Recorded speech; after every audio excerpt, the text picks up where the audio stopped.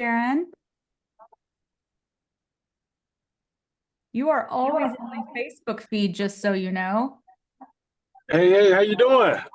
I saw your thing on tattoos. Who didn't hire you because of tattoos? Oh no, it wasn't. It was a comment a snarky comment somebody left on Instagram on a reel that was circulating, Oh, and they had said, imagine taking advice from this guy who got tattoos. So ah. I it's like, was all like, right. what? All right. Well, happy Monday, everybody, and welcome to the A's Disease of Building a Real Estate Team. We do these on the first and third Mondays. Well, actually, I think we're only doing this on the first Monday now, aren't we, Laura? I think it's only the first Monday. It's been a minute just because we haven't gotten good attendance, but I would love to do them more, especially right now, which is kind of what I want to talk about today, as we're talking about a lot of different changes in the marketplace with recruiting and everything else that's going on, as I have a recruiting call not long after this call ends today. And it's just been coming up a lot about teams. So I'll leave it to that. We can certainly leave open time today to talk about anything that you guys want to bring to the table. But what I wanted to discuss today was how important teams are going to be moving forward, in my opinion, as we are seeing more and more people struggling with what to do as changes are happening in the marketplace with regards to what's happened with NAR. People not really sure about how to move forward with that or how to have conversations around it and what that means for us, right, as we move forward. So anybody have anything particular that they want to discuss so that I can put that on my to-do list as before we move forward? Anybody have anything particular? No? Jesse? Sharon? Anything? Nothing? Okay. I do have a quick question. Yeah, of course. I guess what does it look like if we are recruiting an agent? Sometimes I'll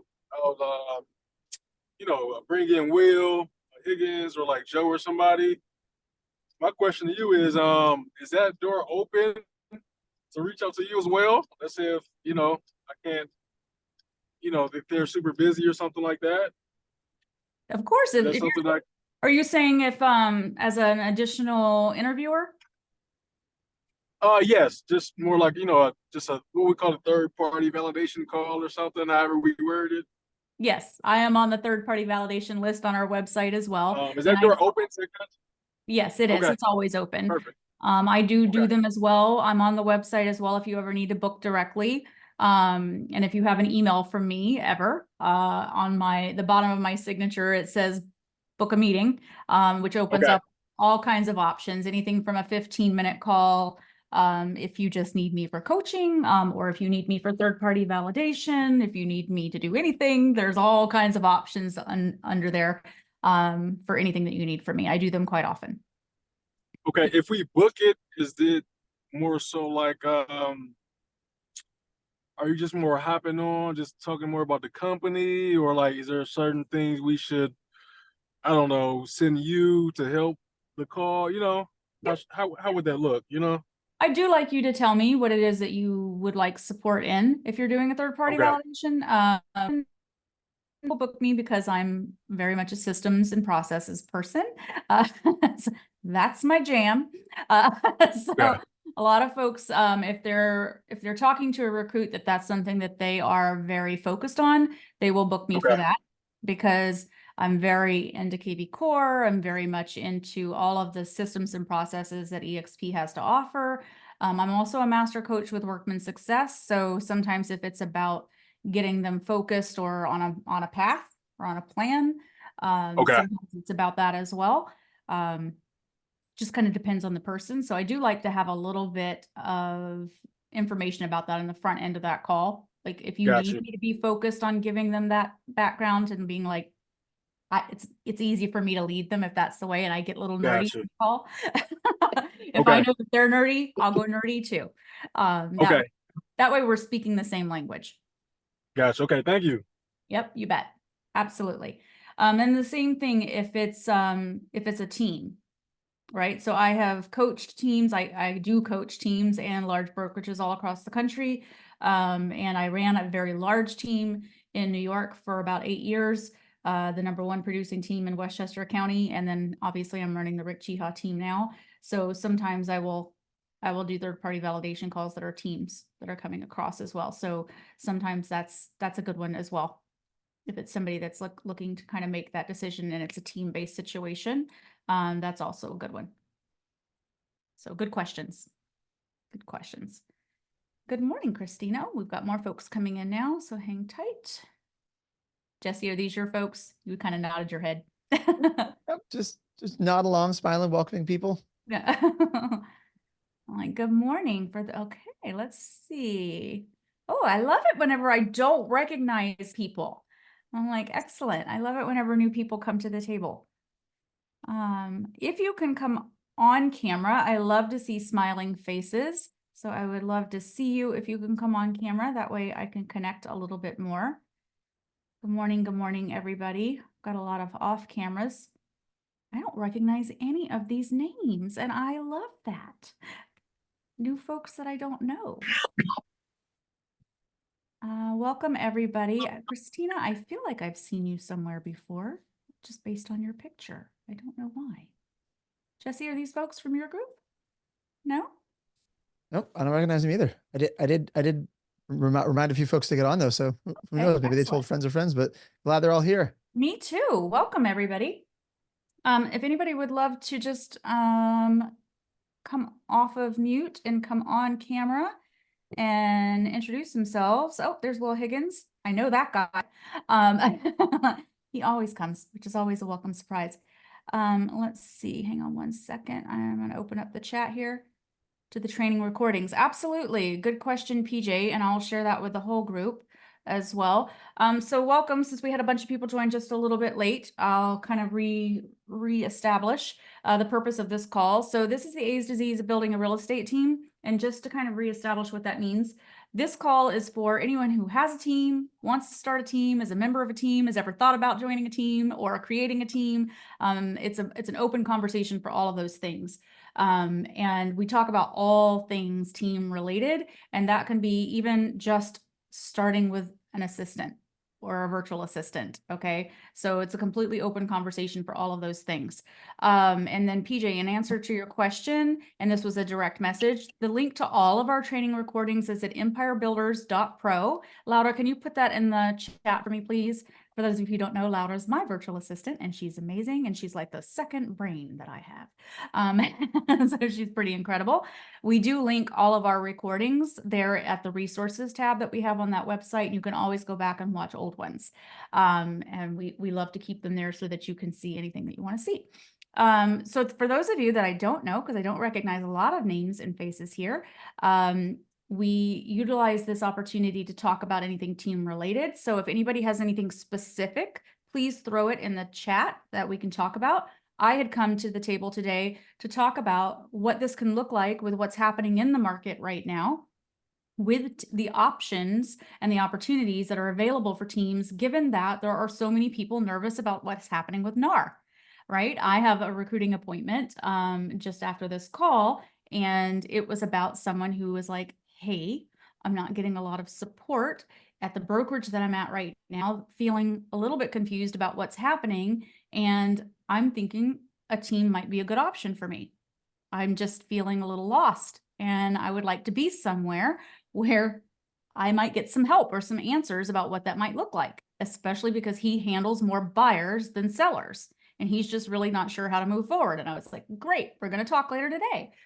So this is something that might be happening more and more, right? We have a lot of people who've been out there kind of on their own. And I looked this guy up, by the way. Most of his sales were done in the middle of COVID, where business was sort of dropping and falling in our laps, right? Didn't really have to do a lot. And now he's like, what am I going to do? So just an interesting time to start thinking more and more about teams and how this might be changing things up a little bit more.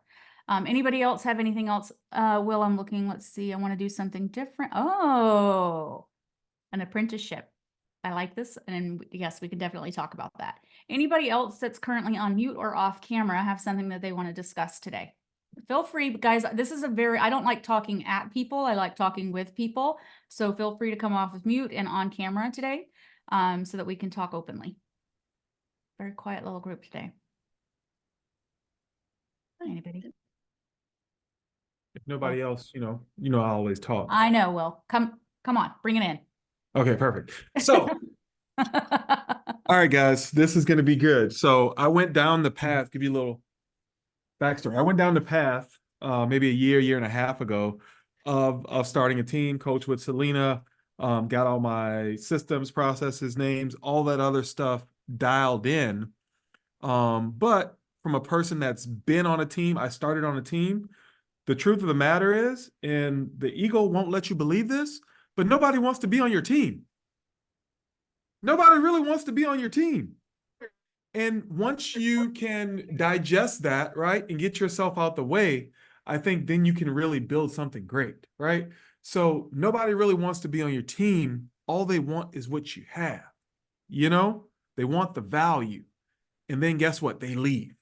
That's why, first of all, that's why I love our model, because people can leave and you can still support them and be in business with them, you know? So that's one of the greatest things about starting a team here.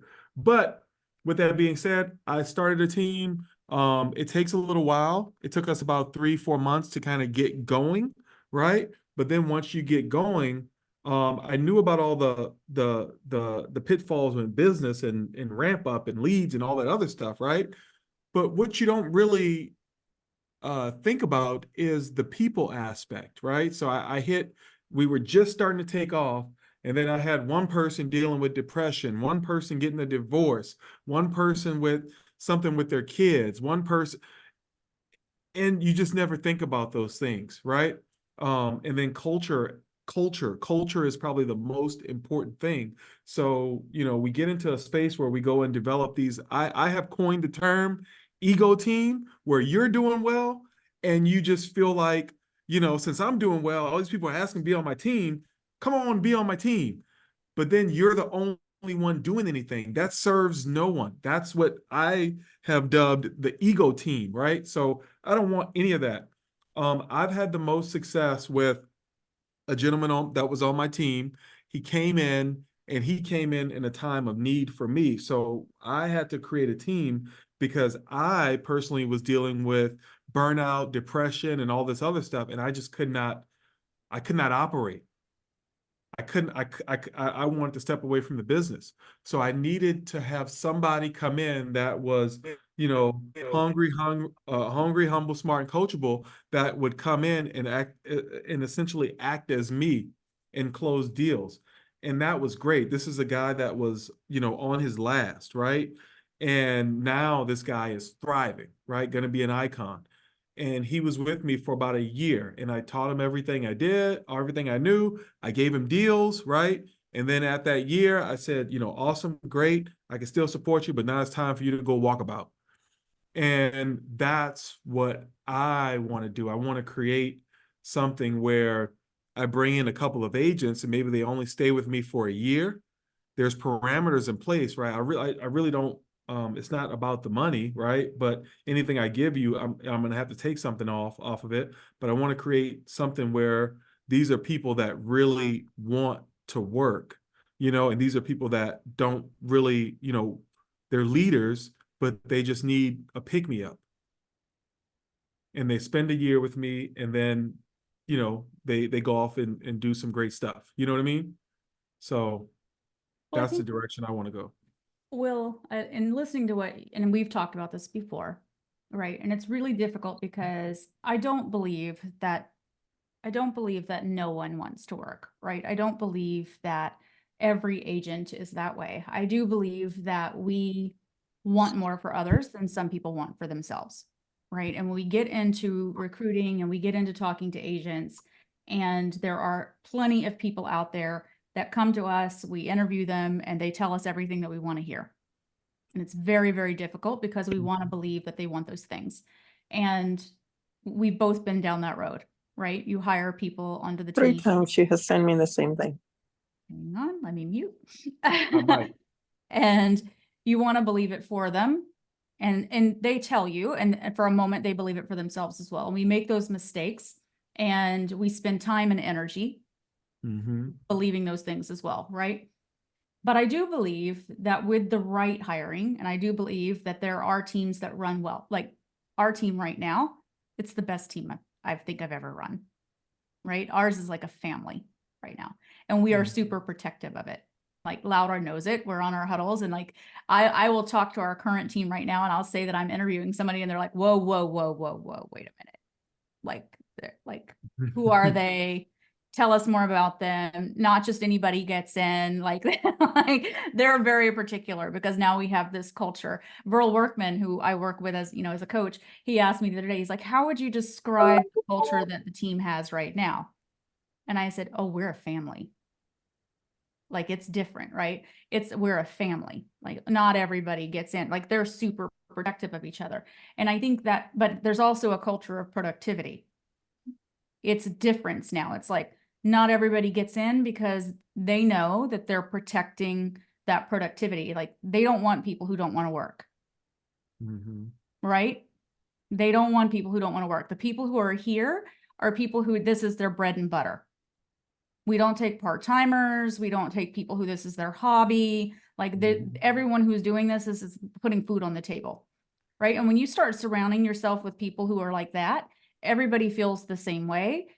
It starts to shift. Now, what you're saying is something I love, and it's something that I've been talking about for years, and you and I talked about it as well, where it's like a team within a team. And it's the beauty of what EXP offers.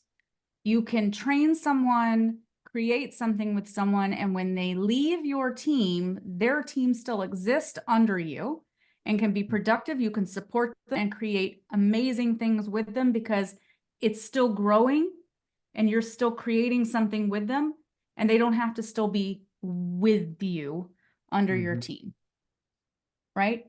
Well, our platform has allowed that to happen without it feeling like you've lost anything, right? Other platforms don't allow that. It's like, oh, I've lost them. I gave you all this. I taught you all of this. I've created all of this, and now you're gone. And you Yep. feel this complete and utter sense of loss. No, now we have this, and we're like, amazing, go do wonderful, incredible things. Yep. You know, like, excellent, wonderful. And it still grows, and you're like, win, right? And it feels incredible to continue that legacy, right? And that's the beauty of what we have. And instead you're like, great, let me get more of you. Let me create this and continue it and allow all of that to continue and grow. And you're like, yes, give me another, right? Let me teach another person to do this and create that growth. And maybe they will do the same, right? And they will take another, they'll do the same, and they'll do the same, and they'll do the same. And there's this beauty in that, right? Yep. Where nothing feels like loss, instead it feels like growth. Right? So that's something really incredible and wonderful. And we've taken something that always felt like loss and instead created just this amazing growth. So it's wonderful that you've already had that with one person. And what we're looking for are the people that see that in the same way, right? What I would encourage you to do, and this is something that's very, it takes real patience, guys, in recruiting. I know, I mean, and this takes honesty from the folks that are here. How many of you are recruiting and you're like, your first instinct is to be like, take them, take them, take them. You just want to grab them, right? You're like, ooh, it's another person. I'm going to grab them. Guys, be selective. Remember Mhm. that every person you bring in is time and energy. Will and I have been down this path, and we're like, oh, that was such a colossal waste of time. Right? Such a colossal waste of time. You can't want it more for them than they want it for themselves. Mhm. And you will spend so much time, and then there's so much disappointment. And if you had waited and you had looked for the right person, and you had just waited a little bit longer, you would have found the right person, and you would have spent that time and energy on the one that would have really committed. Okay. They're going to tell you what you want to hear. That's why my interview process is 3 to 4 interviews long. People get sick of me. They're like, are you ever going to make a decision on hiring me? And I'm like, well, this is the long game. Hot mic, Duran. Hot mic. Yep, hang on. I know I'm getting it. I'm like, who unmuted? You know, and it's long because I need to know that it's the right fit. You got to Mhm. stick with me. Like, I'm sorry, like, we need to make sure that this is going to work out between both of us. Like it's really hard to get onto our team. Really hard. Because I need to know. Like this is a full-blown commitment between both. And yeah, you might not make it on the team, you might make it into our organization. And even then you might not make it into our organization. That's also another fit. We may not be a good fit for each other. Right? It's very easy to feel like you need to grab people, guys, but there are people who are a time suck, an energy suck, and they're not a good fit overall. Right? You want the right people surrounding you. Energy is really important. It's really important. Okay? There's just so much that pulls at you and pulls at you. And you've got to remember you've got your own energy to be putting out there. And so, I mean, Will, you're very familiar with the process that I have, and I use the WHO method. Anybody here familiar with the WHO method? Yeah. So there's a book, it's great. And I use that. I use every interview process in that. And yes, it takes a long time. You know, there are 4 interviews as a result of that. But by the end of it, that person has told me everything I need to know about whether or not they're a good fit. Okay. And it's lengthy because I'm learning. And the first interview, they're going to tell you what you want to hear. The second interview, I'm starting to learn a little bit more about you. Right? The third interview, I'm starting to feel whether or not it's a cultural fit. And the fourth interview is really about them meeting with the people on the team. And the team is going to tell me whether or not they think they're the right fit. They're going to be like, meh. They're going to come back and they're like, not so much. Or they're going to be like, we love them. We love them, right? Or you're giving them to someone else in the organization to give you feedback as well. So it's really about, and Will, I love what you're saying with the apprenticeship, right? You're giving people the opportunity that they're not going to get otherwise, right? They're going to come in, they're going to learn, they're going to grow, they're going to get this opportunity to see what it looks like to work with someone with your level of expertise, right? They're not going to get that from somebody else. Not a lot of people are going to give that opportunity. And then you're going to release them to go and do it on their own. And hopefully you're teaching them to do that for somebody else, right? And then you're pulling somebody else in and doing the same, right? Anybody have any feedback or thoughts or options on growing this even more?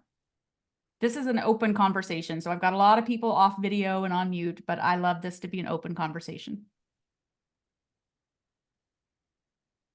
Crickets. It's Monday. Everyone's just tired.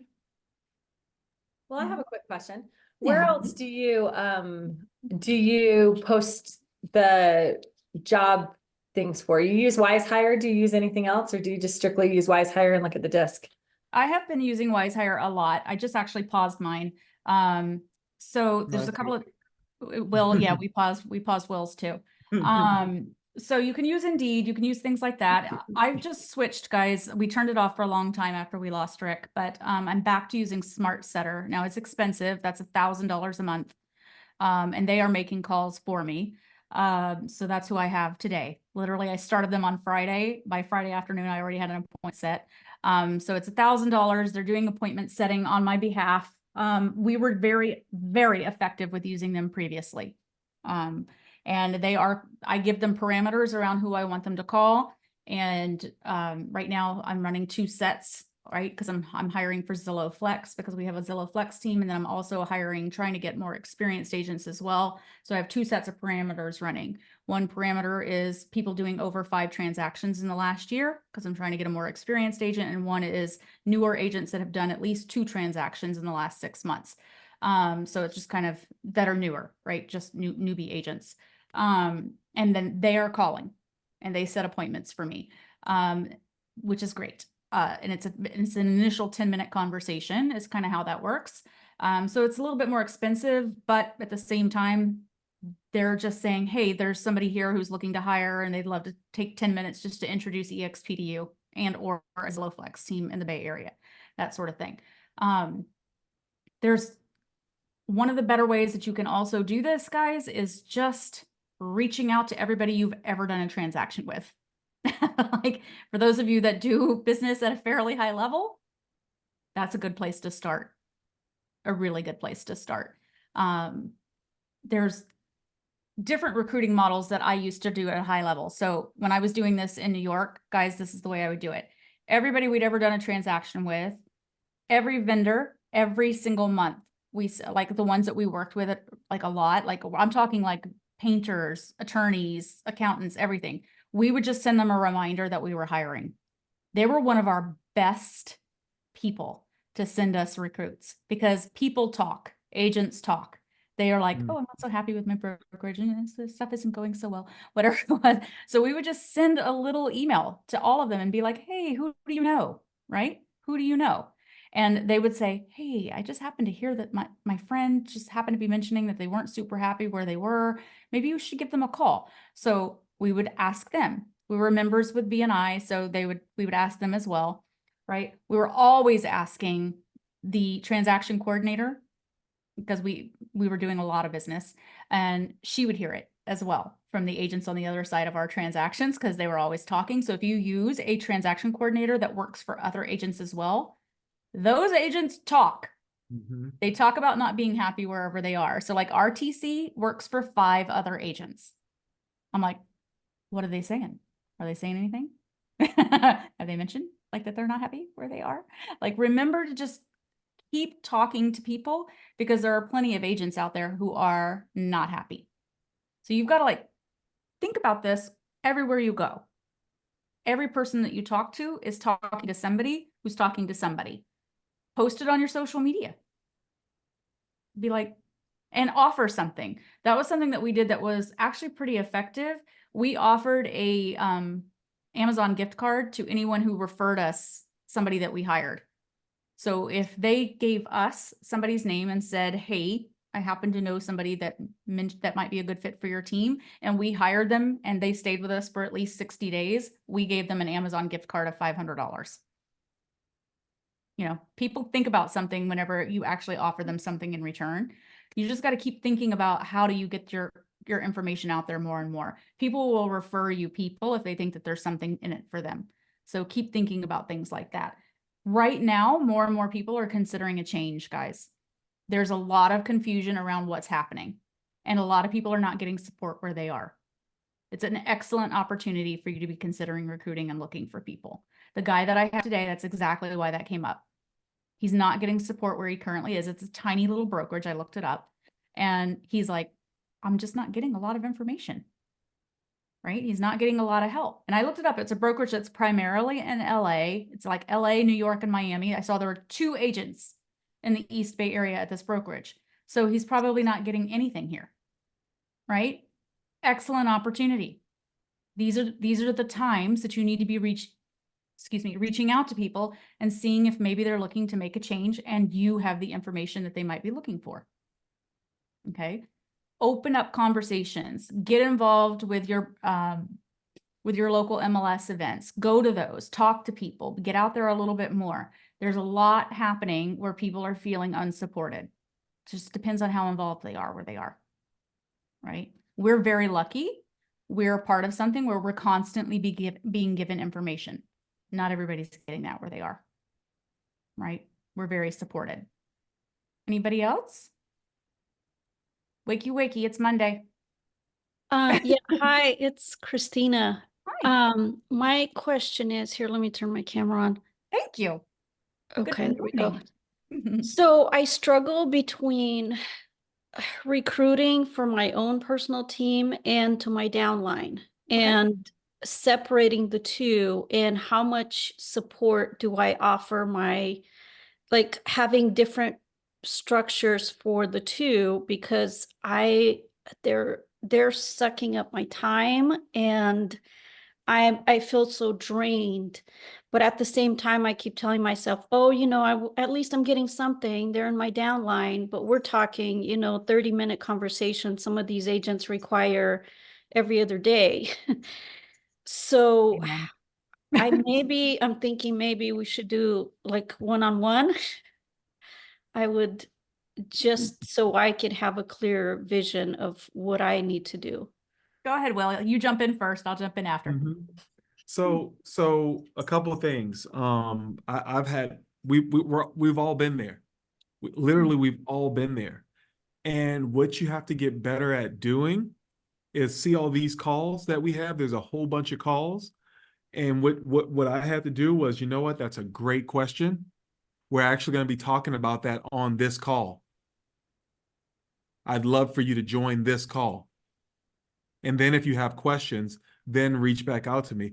But they're not plugging in. And what happens is we become the source, or we feel like it's us that's going to make these people successful. No, if it's important enough for them, they will become the resource. And we have all the resources. It's just directing them to the resources and being confident in that. And you're going to lose some people, but you know what? Bye. Mm. So I love what Will said. It's not up to you, Christina, to give them all of the info all of the time. They have to be self-learners, like Will said, and some of that. So you are part of this organization by being here today, right? You can give them access to empirebuilders.pro, which is where all of these calls are housed, right?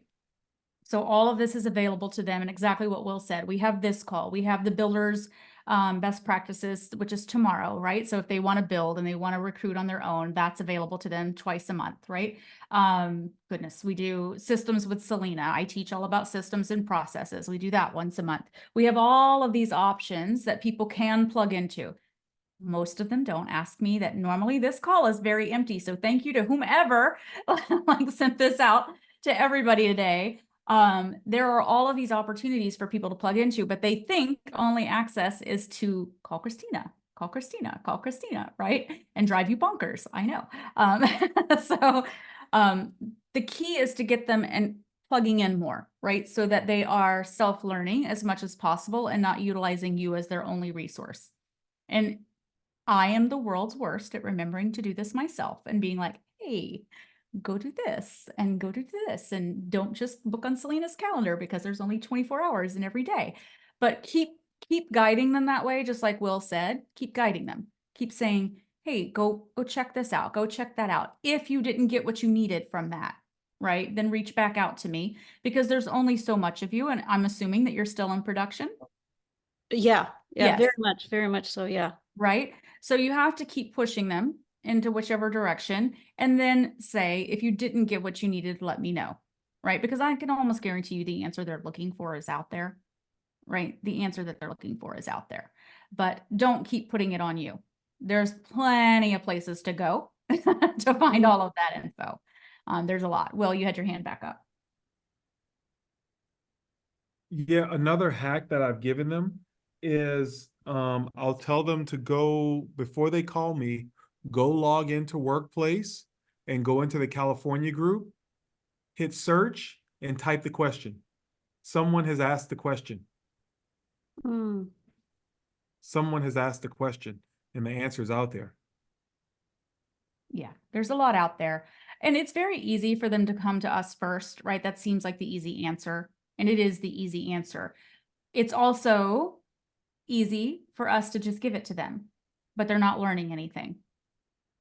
Okay, they're not learning anything by doing that.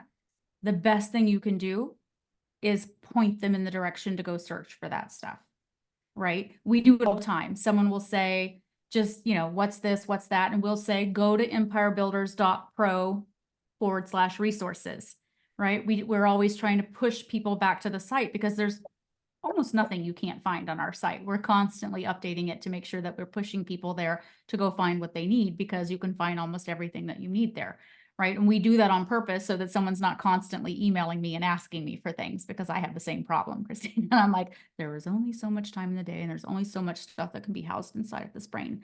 And then, it just starts to explode. I always tell people, then it just starts to leak out the other ear. There's only so much.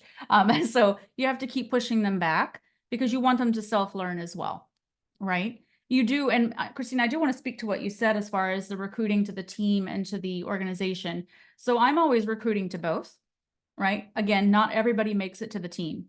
If they don't make it to the team, typically they'll make it into the organization, right? And I have 3 now. So it's like, I'm recruiting to the flex team. If they don't make it to the flex team, they might make it to the team. If they don't make it to the team, they make it to the organization, and they may not make it to any of them.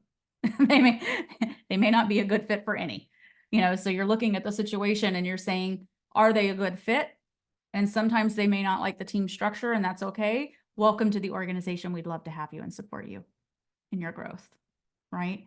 There's always you're just looking to see where they might best fit into the situation. But don't promise them the moon.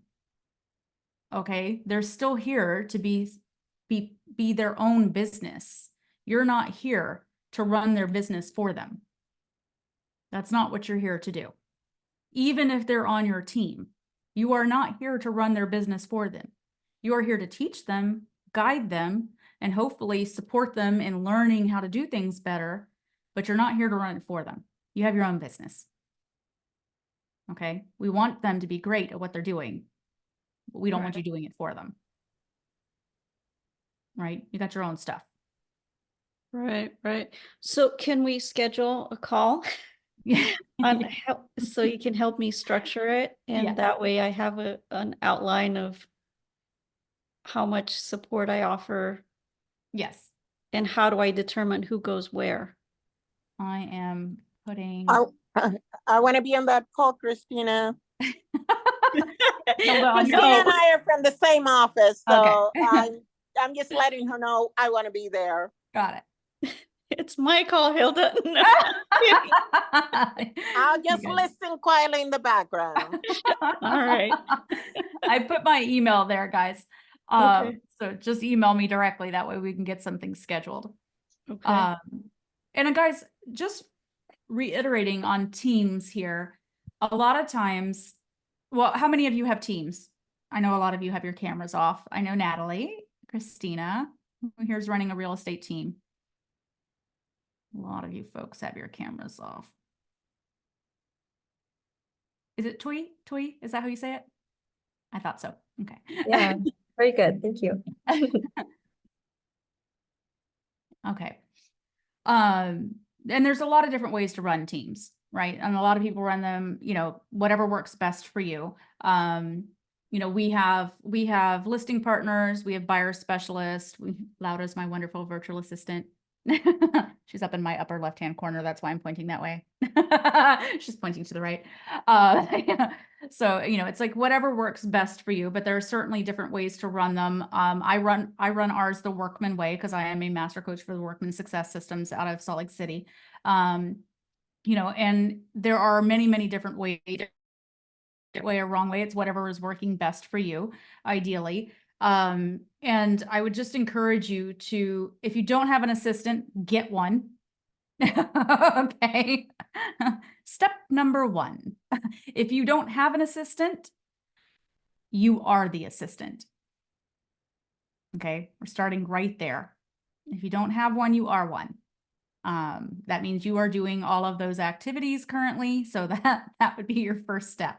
Laura is virtual. She's amazing. She's like the other side of my brain, and she doesn't even live in the same country. Okay, so there are a lot of options, and she saves me every day. Okay, so we meet first thing in the morning, and she just keeps me sane all the time. Work on that if you don't have one. If you guys need virtual assistant options, there are plenty of them out there. It can be very affordable, and she does amazing, wonderful, incredible things for me on the back end that make me less insane every single day. And then from there, I would encourage, if you are doing both listings and buy side, the next step I would tell you to do is go out and get a buyer's agent. Listing agents are where you make your money. Buyers take up significantly more time, on average 20 hours. As a listing agent, you're spending about 3 hours. With a seller, you're spending about 20 hours with a buyer. Okay, that's where you're going to save the most amount of time. You're going to make the most amount of money with a seller. That would be your next step. Okay, if we're talking about teams and arrangements there. So those are things for you to think about. If you don't currently have a team and you're thinking about starting a team, those are kind of the ways that we structure things as we're moving forward. Get a buyer's agent, save yourself a ton of time. Okay, we currently have 1, 2, 3, 4, 5 buyer's agents and 1 listing partner. Heaven. It's like heaven right now. I'm currently hiring more too. More buyer's agents. I need more. Go ahead, Natalie. Do you have a good onboarding system that you use? I'm building it. I'm building it now. I mean, I had a really good one in New York. Kind of rebuilding everything since we lost Rick. But rebuilding it as we speak. I will share it with you when I'm done. Yep. You're the Uh, best. Thanks. I have a question. How do you go about, what's the structure when paying showing agents? So there's a couple of different ways you can do it. Some people do it based on a percentage. I don't like doing it on a percentage. I pay per door. So when I ran the team in New York, it was $25 a door. And some people, it depends on like your on your territory as well. Like we cover a pretty wide swath now. So it was like $25 a door within a certain territory. And then if it went much further, because freaking gas in California is so freakishly expensive, it would be $50 if it went outside of a particular territory, just because gas is so much. So it just kind of depends on what you want to do. And then what we would do is, like, if you showed the same buyer more than a couple of times, it would be a percentage, especially if you were doing also doing inspections and or appraisals. Like sometimes a buyer's agent would opt to go that route, be like, well, great, you've shown that buyer a couple of times, and I also don't want to go to the inspection or the appraisal. They would just give them a flat percentage of the actual commission, because they were like, great. So, and like, I actually knew he was her biggest competitor in New York. His buyers, he had one lead buyer's agent. She never showed a house. So she had a committed showing agent program where she did the buyer consultation, had a great consultation with the buyers, and she strictly used showing agents. So she was never showing. The showing agents would go and show the houses all the time. She was a master negotiator. So she was paying showing agents to go out. She would go to the inspection. That way she was fully aware of what was happening if there was something that needed to be negotiated on the inspection, but she would not go to the appraisal. That showing agent would go to the appraisal, and then she would just pay. She typically paid 5 to 10%, depending on how involved it was. But she never went to showings. She was just a master negotiator between the offer that was being given and what needed to be negotiated on the inspections. So kind of varies. We used them quite a bit in New York, but we just paid per door. Pretty effective. I'm Awesome, curious. thank you. I'm curious, Will, do you use showing assistants, or do you just have your buyer's agents like Selena does? Oh, Nat, Will, you're muted. I actually use my downline. So We've I done use that my too. front line. Yeah, so I use my front line. I just give the deals to them. Most of the buyer deals I give to them. Cool, thanks. Curious. What do you take on the referral, or you just hand them the deal? You don't get any percentage back? Oh yeah, I take a 50-50. Okay. Christina, you sound very unsure. I Why take are a you? No, 50-50. I'm looking back at what I'm doing and I'm like way too generous. Yeah, I take a 50-50, and then 50-50. I've started putting some of them on listings, and I take 20%, because you still have to go to the listings. I mean, I give them 20% of the listing. If it's a listing, I'll give them 20%, and I'll put them on the listing and give them credit. Like I have one right now in Santa Fe Springs, and she has to go by and check on it, and she did open houses and all kind of other stuff. And I don't have the time to be present for a lot of that stuff. So I'll do all the negotiating, talk to the client, but I put them on the listing. Now they're getting exposure. They're doing open houses. They're getting the credit on their listing. They're getting the experience. And they So- love you because they're on your downline. That's awesome. Yep. Mm-hmm.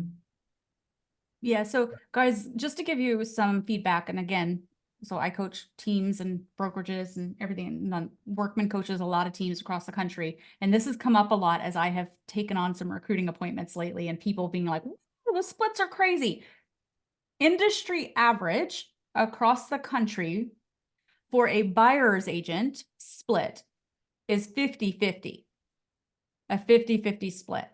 Now, I've had people be like, what? It's 80-20. No, sir. Okay, we coach the most teams across the country right now. 50-50. And honestly, we also we do recommend sort of a graduating plan where like the first two is 45-55, then it goes to 50-50, and then if they get more than that, it's like 65-45, 65-35, like they'll get a little bit more. But average is 50-50 for a buyer's agent. And then they still have their split with the brokerage, 80-20 with the EXP, right? So industry average is 50-50. For a listing partner, up until recently, it was 25-75, meaning the listing partner would get 25% and the team leader would get 75. That's only recently started to adjust to 30-70, meaning the listing partner would get 30% and the team leader, the team owner, would get 70. The reason for that is the team owner or team leader is still paying for all of the overhead, meaning you're still paying for photography, you're still paying for the sign, the lockbox, you're still paying for, if you want drone photos or whatnot, because the listing partner's sole responsibility is to lead generate, go on the listing appointment and get secure that they are going to sign the listing agreement and negotiate the deal when it comes in. That's it. They're not scheduling photos. They're not, doing anything else. They're like, you have a client care coordinator or listing manager or something that's doing all of that. That's their sole job. That's it. Lead generate, go on the listing appointment, get that listing agreement signed and negotiate the deal when it comes in. So they're getting 30% and the team owner is getting 70%. That's their sole job. 30-70 split and a 50-50 split with a buyer's agent. That's what you're looking at. So if And you're I went offering through out this- more, stop it. Okay. I went through this with Selena last year, and it's just like, if they don't want to take it, okay, next. They're Stop not the giving your person. money away.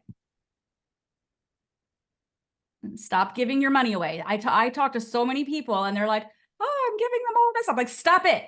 That's your money. Like, please stop. Okay. It's like if you brought that, especially like I'm always seeing people like, I love generosity, but no. Okay. Like, but stop it. Okay. You earned that, especially if you brought it, guys. If you brought that lead, no ma'am, no sir. You brought it to the table? Nuh-uh. Like that means that they lead generated it. Like they did it. They called, they cold called, they door knocked, they did something. If you brought it, it's even less. Thank you. Like that means they are on the phone or they're hoofing it out there doing the work to bring that to the table. If you brought it, it's even less because you did it. You've got to understand you worked for this. Stop giving your money away. Okay, you worked really hard. Go ahead. Sorry, I have another question. So right now, I need to make sure or find out if this is like legal because I hired someone that used to work with me for calling leads, cold calling, and I'm getting really good traction with buyer's appointments. And I offered her to pay her like a TC. I will pay her $500 per lead at the time of closing, but I don't know if I'm able to pay her through escrow or like if I just have to pay her cash because she doesn't have a real estate license. So I don't know if I'm doing things the right way or if I need to stop and wait until she gets her license. Didn't it change, guys? Because I know that we can't pay ours through escrow anymore. We have to pay ours separately. Can't you 1099 her? Yeah, that's what we're doing. Yeah, I guess my question is like, does it matter that she doesn't have a real estate license though? No, you don't have to have a real estate license to be a TC. At least not here. Okay. Okay. She's not a TC though. She's just my caller. She is my virtual assistant. But you're paying her to do TC work? No. Oh, I saying thought I I'm heard pay- that. I'm paying her like how I pay my TC. My TC gets Oh, paid at the close of escrow only. Oh, that's what I heard. Okay, yeah, no, she does not have to be licensed to be an ISA. Okay. Okay, perfect. Thank you. Yeah, loads of people are calling like that. Loads and loads. Anybody else have anything that they want to talk on? We've got 10 minutes left. Good call today. Lots of good stuff to talk about. I do have another question. So I don't have a team.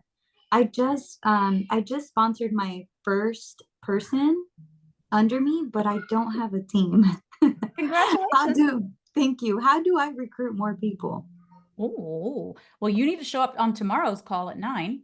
Love that. That's what I was gonna say. Love Yeah, that. same link tomorrow at 9 is all about recruiting. So Builders Best Practices with Casey Council Jiha. So for any of you that are on right now that do want to recruit and build your EXP rev share line, that is tomorrow at 9. And by the way, if you have an ISA and you actually have a TC, you sort of do have a team. You sort of do. You've already started. So there's that. And guys, listen, all about building and building your rev share is about influence. Okay, this is all about influence everywhere you go. Okay, so I will always want you to be thinking about this, and it's about, are you a secret agent right now? Do people know what you do? Do they know? Do you talk about it everywhere you go? Are you talking about it to your family? Are you talking about it when you go out? Do people know that this is what you do? There's so many people that I know that go out in public regularly, and I'm not asking you to wear a name tag, but you can do a lot of different things that let people know that you're in real estate. It can be a cap, it can be the cup that you hold. Like, I know so many people that go to so many sporting events for their kids or whatever it is that they're doing, and they're not doing anything that says that open up the conversation for someone to ask you about real estate. Like, you could do it in a million different ways, and you're out in public all the time and you're giving someone permission.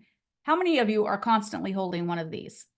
And you don't even see it on mine right now, but you're holding it always like this, whether you're on a train or you're at the airport or you're at a restaurant, and just the back of your phone could have something that said, ask me about real estate. You know, last year I was traveling an ungodly amount, and I kept saying that I was going to get a backpack at the back of my backpack, because as I was going through the airport, that said, ask me about real estate, because like I felt like I was at an airport every 5 seconds, and I was like, I'm constantly in front of people. I should get a backpack that says, ask me about real estate, because I was just constantly in front of people. Like, I mean, think about how much I was standing in front of people. Like, think about if you're carrying a cup or you're carrying this or you're standing in front of people, you have to give someone permission to ask, but they have to know that you're in real estate to ask. But I will guarantee you that if you have something like that, someone's going to be like, how's the market? Do you know what that means when they ask you that? It's an open invitation. It's because they want to know for a very particular reason. It's not because they're just like, I wonder how the market's doing. It's because there's something inside of them that's like, ooh, I have something I want to sell, or I was thinking about investing. There's something in them that made them ask that. It's not just because they were like, I wonder how the market is. Okay, that is an invitation for a very specific reason. So I had a coaching client that I asked this because he was never having this conversation. He's like the most extroverted person I know.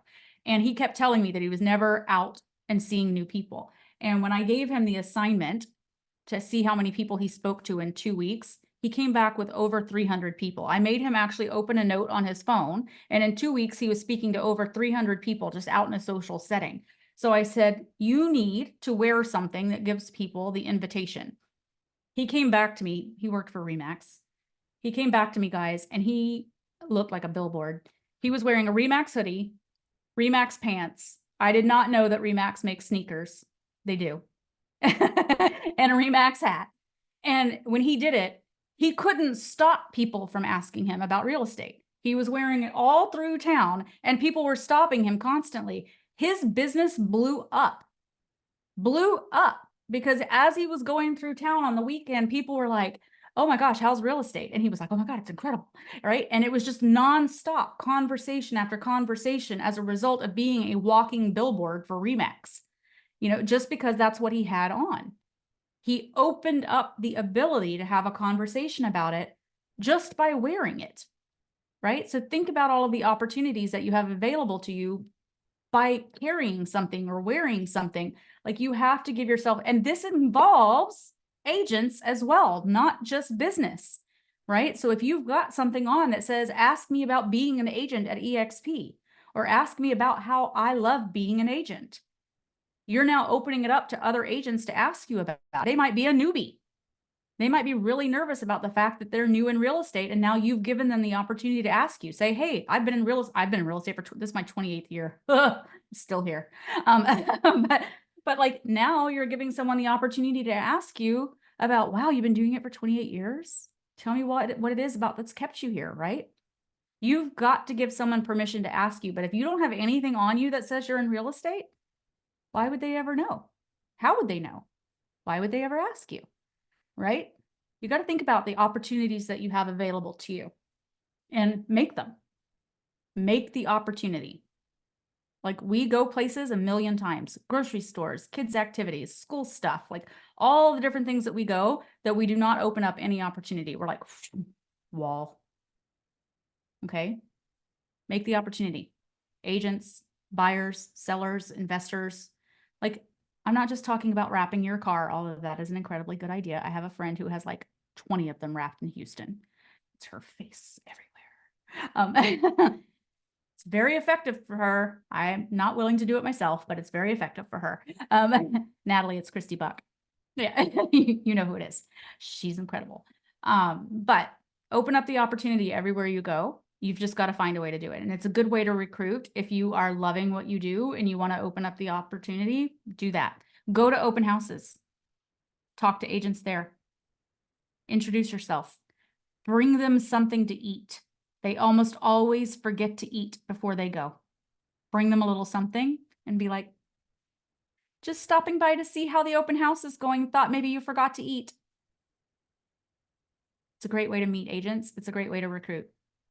There's lots of different things that you guys can do if you want to recruit agents. But you got to be intentional about it. You got to be really intentional. All right, we have 3 minutes left. Anything else? And don't forget to show up tomorrow at 9. Just saying. I'm gonna like pack Casey's call tomorrow. Thank you. Thank you. I appreciate it. You're welcome. We have 3 minutes. What else? I expect to see all of you here next month. I do have a question, Selena. Yeah, how are you testing performance as far as the buyer's agents, the listing agent? Oh, well, we kind of have a requirement. You're supposed to have to do 2 a month minimum to stay on the team. 2 a month.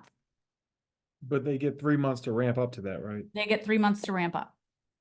Yep. When you said 25 per door, I didn't get that per door. $25 per door that they open for a buyer. So like if they open 3 doors for a buyer, like 3 showings, they're getting $75. Got it. Okay. Okay. I completely. Thank you. Thank you Yeah, very you're much. welcome. Great meeting, by the way. Great. Lots of information. Wonderful. Can't say Yeah, enough. glad you liked it. Glad you liked it. Anything else, everybody? Thanks for showing today. Really loved all the people and all the questions. It was really good. Well, these are always open. We do them the first Mondays of every month. And if we get this kind of activity, I'm happy to do them twice a month again. We were doing that for a while and we dropped off just because we weren't getting a lot of activity, but Rick and I used to do them twice a month. So we'll kind of see how it goes. You guys have my email there. So if anybody needs to privately book me, just email me directly. And I'm happy to talk with anybody who needs any help with anything in particular. So Christina, I look forward to speaking to you soon. And Hilda, looks like you'll be there too. So anybody needs anything, just let me know. Natalie, I'll send you my onboarding plan as soon as I finish it. Guys, just remember, if you're recruiting, don't jump the gun. Okay? You don't have to take everybody. You're looking for the right folks. Okay, when you take everybody right off the bat, you're spending time and energy on people who aren't the right fit. Okay, it's much, much easier to find the right person and spend time with the right people than it is to spend time on people who are not the right fit, lose them, feel disappointed, and have to start over again. Promise you. I promise you. Selena, a quick question as far as your onboarding process and the process that you were talking regarding the who. I feel like that it's nice to have that standard as far as interviewing them, but are there certain specific things that you're looking for when you interview these people for your team? Yep, Will said it early. Hungry, humble, smart, and coachable. I'm always looking for that. And I don't take anybody part-time, ever. If you work another job, no more. I don't do any part-timers. You're either in it full-time or you don't come on. What was again? Hungry? Hungry, humble, smart, and coachable. Smart and coachable. All right, thank you. You're welcome, guys. All right, it was really great seeing you all today. I hope you have a really great week. Happy Monday, and hopefully I'll see you all tomorrow at 9. Thanks again. Bye. Thank you.